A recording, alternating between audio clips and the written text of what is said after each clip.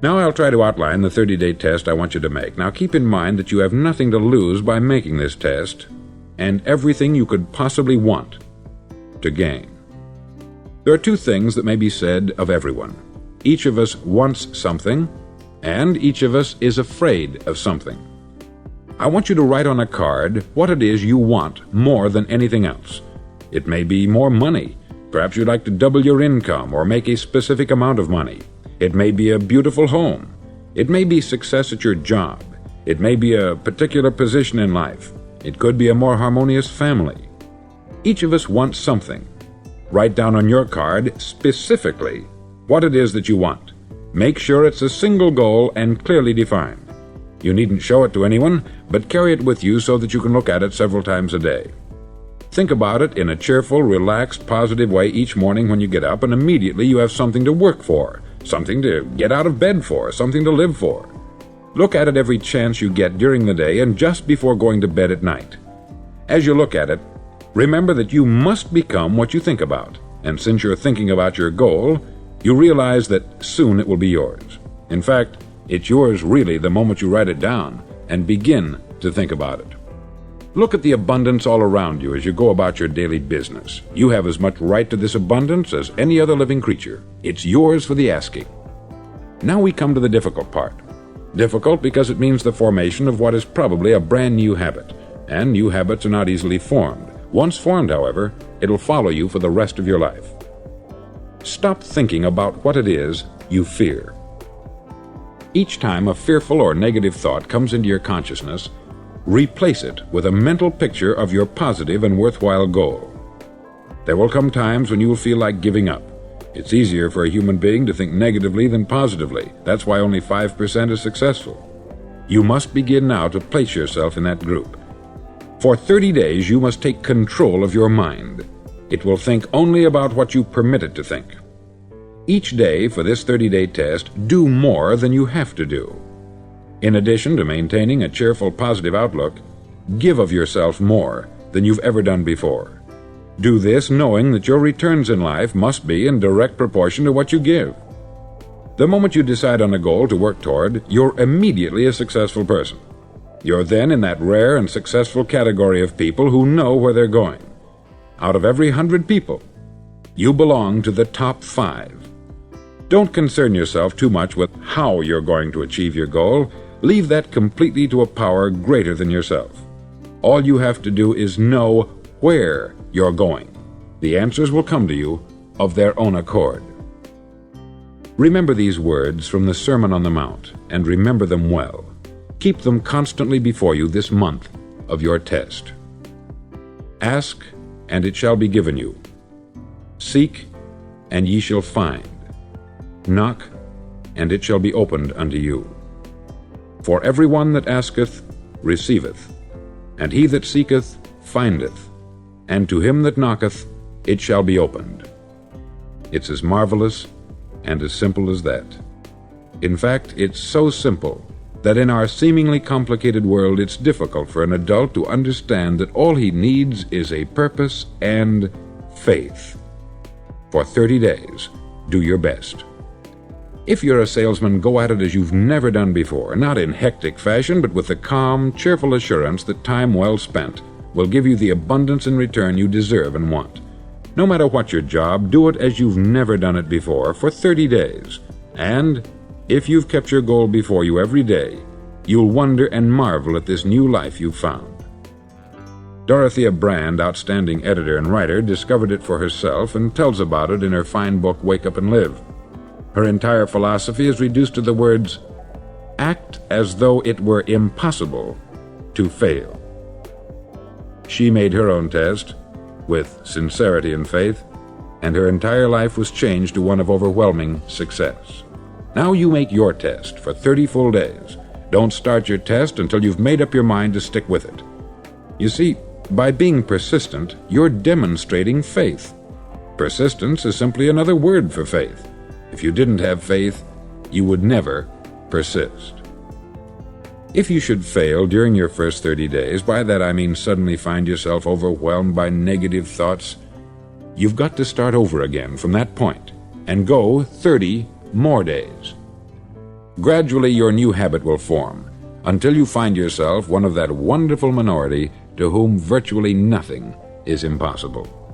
Don't forget the card. It's vitally important as you begin this new way of living. On one side of the card, write your goal, whatever it may be. On the other side, write the words we've quoted from the Sermon on the Mount. Ask, and it shall be given you. Seek, and ye shall find. Knock, and it shall be opened unto you. Nothing great was ever accomplished without inspiration. See that during these crucial first 30 days, your own inspiration is kept at a peak. Above all, don't worry. Worry brings fear, and fear is crippling. The only thing that can cause you to worry during your test is trying to do it all yourself. Know that all you have to do is hold your goal before you. Everything else will take care of itself. Remember also to keep calm and cheerful. Don't let petty things annoy you and get you off course. Now, since making this test is difficult, some may say, well, why should I bother? Well, look at the alternative. No one wants to be a failure. No one really wants to be a mediocre individual. No one wants a life constantly filled with worry, fear, and frustration. Therefore, remember that you must reap that which you sow. If you sow negative thoughts, your life will be filled with negative things. If you sow positive thoughts, your life will be cheerful, successful, and positive. Now, gradually, you will have a tendency to forget what you've heard on this record. Play it often. Keep reminding yourself of what you must do to form this new habit. Gather your whole family about and listen to what's been said here at regular intervals. You know, most men will tell you that they want to make money without understanding the law. The only people who make money work in the mint. The rest of us must earn money. This is what causes those who keep looking for something for nothing or a free ride to fail in life. The only way to earn money is by providing people with services or products which are needed and useful. We exchange our product or service for the other man's money. Therefore, the law is that our financial return will be in direct proportion to our service. Success is not the result of making money. Making money is the result of success. And success is in direct proportion to our service. Most people have this law backwards. They believe that you're successful if you earn a lot of money. The truth is that you can only earn money after you're successful. It's like the story of the man who sat in front of the stove and said to it, "Give me heat, and then I'll add the wood." How many men and women do you know, or do you suppose there are today, who take the same attitude toward life? There are millions. We've got to put the fuel in before we can expect heat. Likewise, we've got to be of service first before we can expect money. Don't concern yourself with the money. Be of service. Build, work, dream, create. Do this, and you'll find there's no limit to the prosperity and abundance that will come to you. Prosperity is founded upon a law of mutual exchange. Any person who contributes to prosperity must prosper in turn himself. Sometimes the return will not come from those you serve, but it must come to you from someplace, for that is the law. For every action, there is an equal and opposite reaction.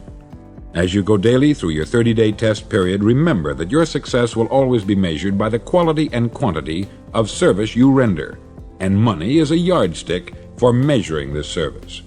No man can get rich himself unless he enriches others. There are no exceptions to a law.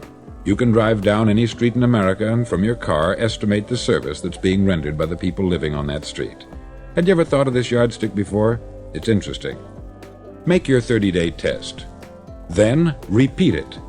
Then repeat it again. Each time it will become more a part of you until you'll wonder how you could ever have lived any other way. Live this new way and the floodgates of abundance will open and pour over you more riches than you may have dreamed existed. Money? Yes, lots of it. But what's more important, you'll have peace. You'll be in that wonderful minority who lead calm, cheerful, successful lives. Start today. You have nothing to lose, but you have a life to win.